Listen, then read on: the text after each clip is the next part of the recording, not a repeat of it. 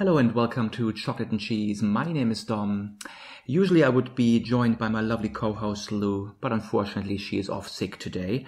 But I'm sure she's going to be back on Monday.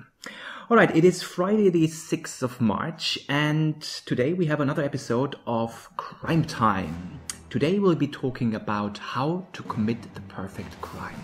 How to commit murder without getting caught. Now, can I just say, this is obviously not an instructional podcast of how to commit a crime. Of course not. It is a thought experiment, okay? Maybe particularly relevant for crime writers. You know, how can I write a story where somebody's crime is so tight, so perfect, that no detective, not even the greatest detective such as Columbo, would be able to solve this. It's about creating a puzzle that is, well, let's say virtually impossible to solve. Okay, now I'm going to put myself in the situation of somebody who would want to commit murder. I've been wronged by this guy and I want to get rid of him. Okay, so what would I do? I think the first thing that I would have to think about is my motive. Okay, now obviously I know that police are immediately interested in who would benefit of a murder. Okay, so they would immediately look at close friends, family members, colleagues who might have had a grudge and who would benefit from the murder.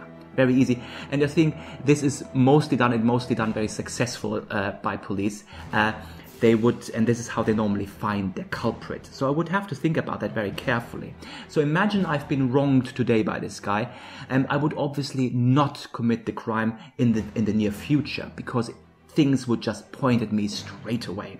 So I would have to give myself this cool off phase. Let's talk about months or maybe even years. I would probably go for a couple of years.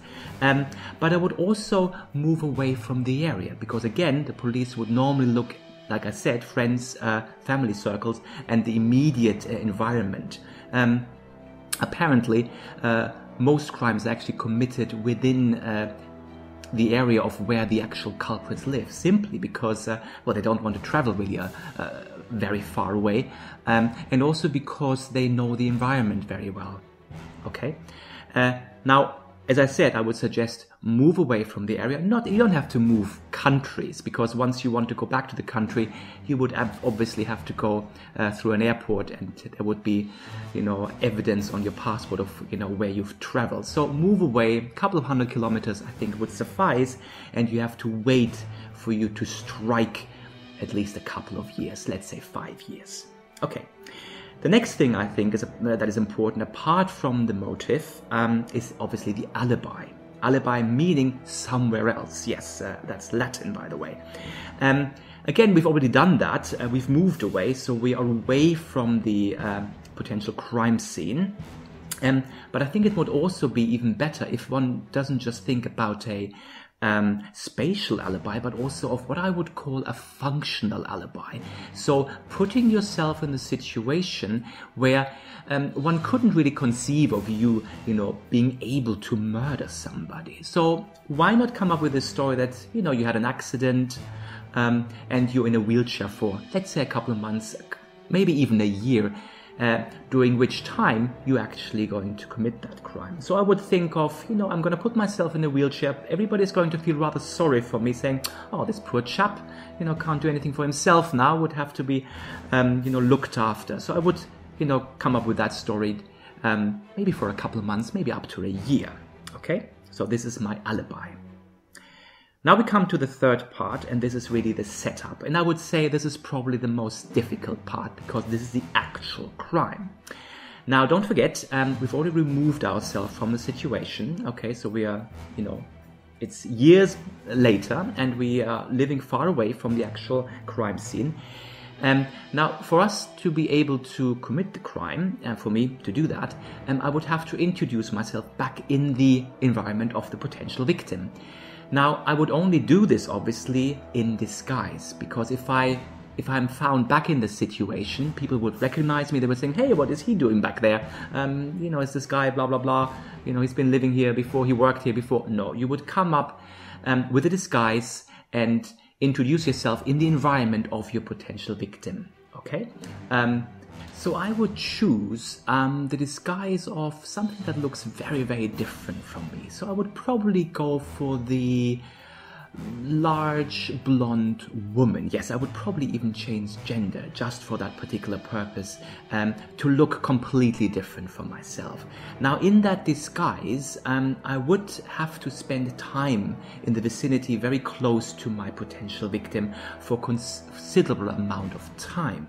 And this is simply to avoid that at the time of the crime, to introduce a new character who hasn't been seen by other people before. Okay, so it just everything has to look very, very normal. Okay, and don't forget, obviously, only you know that you don't look that normal, because that's not really you. It's a disguise. Okay, now you would know quite a lot about your potential victims. Hobbies and things that they like to do at what kind of time, in order to know where would be the best time and place to commit that murder. Now, maybe I'm lucky and the guy that I want to whack likes to go jogging early in the morning in a forest. So that's what I would start as well. I would go to the area maybe once a week when I know that he's jogging there anyway, and would just familiarize myself with the environment, so I know the environment better, know how to get there and how to escape without being seen by too many people.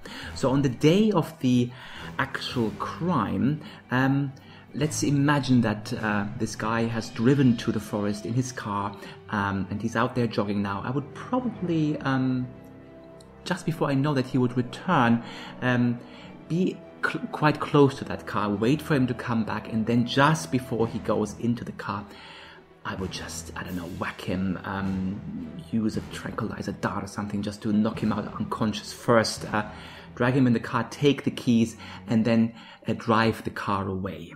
Okay, I think it's quite important that I myself obviously don't want to have a car, obviously not my own, or even rent a car, because you see all these things leave traces.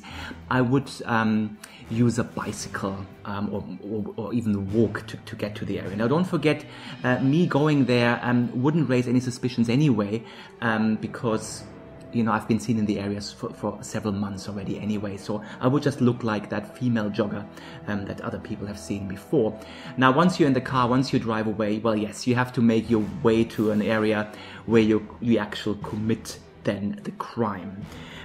Now, this goes straight into getting rid of all the evidence, okay? And this already starts at the area where you have taking the victim and the car, so you don't want to leave any traces there. So if there was a slight scuffle, make sure that that's all tidy.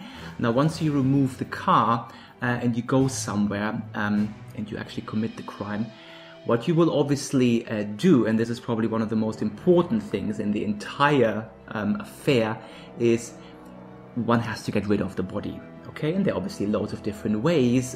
You've seen this in many, many movies and TV series, such as Breaking Bad. Yes, you would use the old acid to completely dissolve a body. Now, this will result in a body never being found. And this will make it very, very difficult for police to ever charge anybody with a particular crime. Now, it's not bulletproof, this has to be said. People have been committed of murders even without the existence, without a body being found. So it's very, very, this can happen. There can be strong circumstantial evidence that can actually be brought against a suspect, and then one can be actually charged with a murder without the actual existence, or without a body being found. But I would strongly recommend to get rid of the actual body, to get rid of everything that you've used, to actually commit that crime, whatever weapon you have used. Well, that actually only leaves you with the car. And again, a car can be dismantled. It can be completely taken apart. I mean, this is kind of like the weak spots in the story. But one has to think about it, that there will always be some kind of weak points in any story. But I think the most important thing, and if we consider that you as have already moved away from the area, that the crime happens years after you had any kind of dealings with a particular person, that there was this setup with this, this new stranger that people have seen, and maybe you have been spotted, maybe a blonde woman has been spotted, and that will possibly, make people think about, coming up with all sorts of other stories.